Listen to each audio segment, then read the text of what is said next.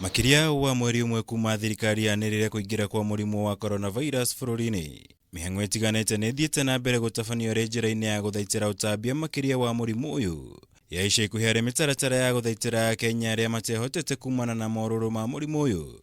Undu umwe na njira cia guthaitira kuhauka kwa utonga wa bururi kumana na gutharara kwa biacara nyingi ihinda-ini riri.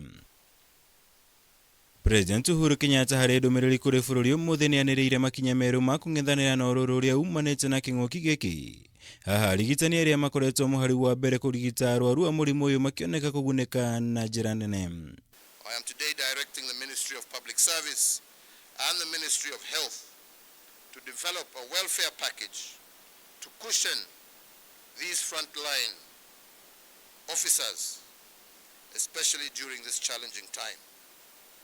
This should include actions by medical insurance companies to cover the health requirements of our hospital staff, especially those dealing with this pandemic. Iguru ria uguo thirikari ni irekereirie muigana wa ciingi mbirioni 5 kuri thirikari cia kaunti kumateithiriria kung'ethanira na king'uki giki. Mbirioni 8.5 cia andu akuru na ciingi milioni 500 cia andu aria mari mawathe matiganite.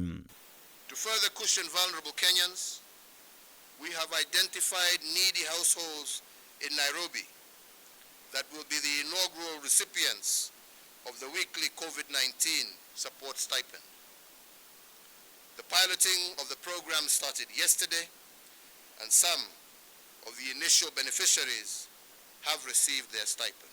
Na kuona urito wa king'uki giki uthiite na mbere kuhotomia utonga wa bururi na gikiro kinene ihinda-ini riri. President ni ahithuritie ati thirikari ni iraraniria na mamwe ma mabũrũri maria Kenya iri na thirĩ wamo niguo kwamba kurugamia ũrĩhi wa mathirĩ macio kwa ihinda rĩrĩ. Guku ningi athingatĩte bunge ya bũrũri kuhanyũkia kuhĩtũkia mawatho maria mendekithĩtio niguo guteithĩrĩria mĩhang'o-inĩ ĩno. I want to assure you that we are working towards formulating Kenya's post-COVID-19 economic recovery plan. The countries with the largest economies in the world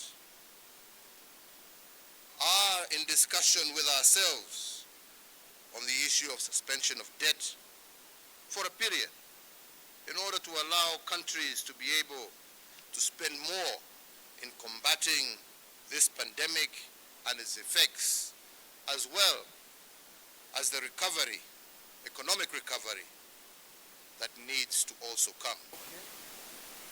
Ngirifuatara Kameme TV, jitagwo Mwaura, Wagunya.